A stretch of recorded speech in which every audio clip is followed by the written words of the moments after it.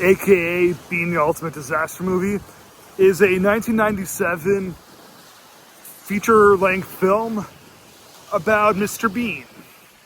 Now, Mr. Bean, one of the most iconic figures in all of television, especially in Great Britain.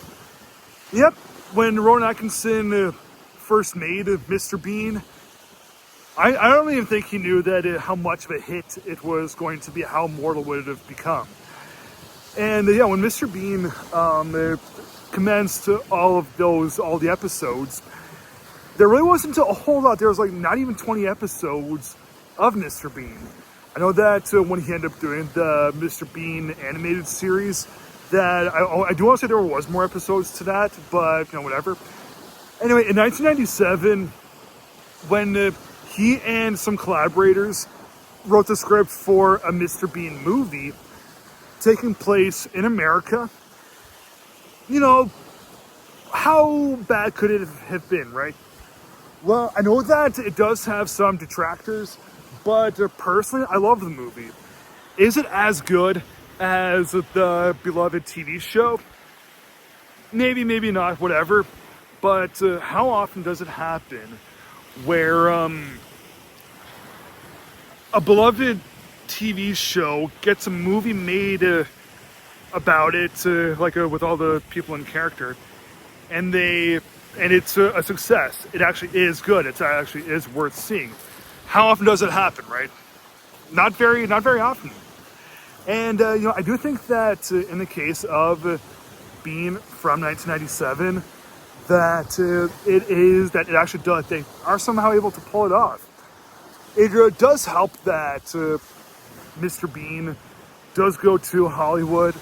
It does help that there's a lot of talking in it. Of course, Mr. Bean himself, he doesn't really say much in it, but the co-stars actually do.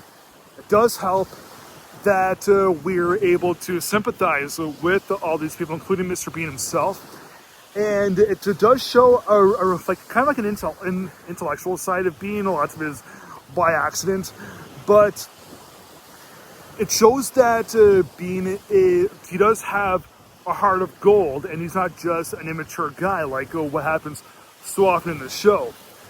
So, in the movie, Mr. Bean plays this caretaker at this prestigious art museum, and there's this art gallery in the U.S. where they finally buy Whistler's mother. Okay, that's cool. But everyone at the gallery in England, they absolutely hate Mr. Bean for good merit. They really want him gone. But one of the elderly men that's been employed there for a long period of time will not have Mr. Bean be fired. Even though literally everyone else that's employed there absolutely hates Mr. Bean, the top guy there says, nope, cannot fire him. If you fire him, I'm gone too. So the committee lies about Mr. Bean's credentials. They lie and say that he's this total genius. And they really build him up because they want him to be the one to unveil Whistler's mother in the U.S. They want him to be the one that ruins everything, because Whistler's mother, it's a U.S. painting, right? Even though it's been in England for how long, still they don't care.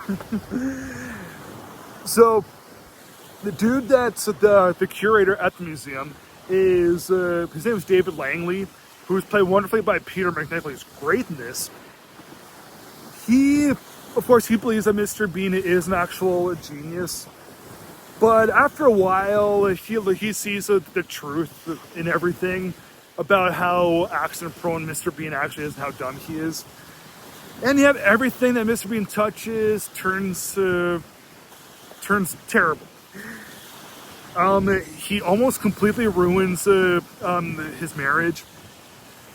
He also ruins his job, like the David Langley character. Almost ruins his marriage, almost ruins his job, and it almost completely ruins the painting of Whistler's mother.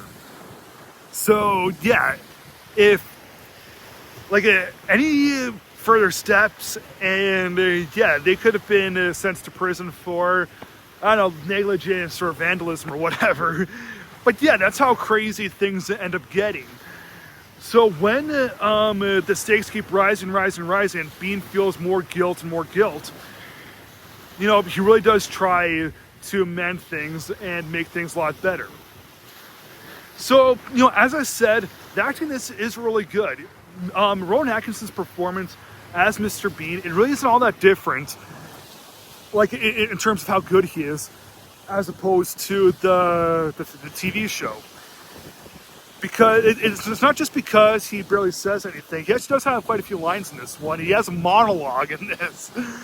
It's just that, you know, if someone hasn't played a particular role in so long, they can get to the words but not the music, or like the rhythm but not the blues. You know, those old sayings. But you know, aside from that, one thing that really got to me, and you know, I don't think I'm an easy target for this, but you know, if I am, whatever.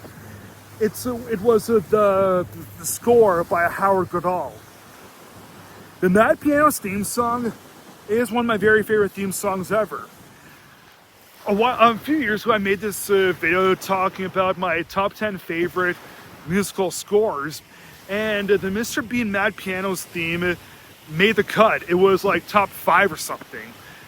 So you have this beloved character in these really dire circumstances with these characters that we greatly sympathize with, greatly care about, all delivering great performances, topped off with a beautiful score by Howard Goodall, and you get a wonderful film like Bean the Movie from 1997. I want to give it 4 stars out of 4.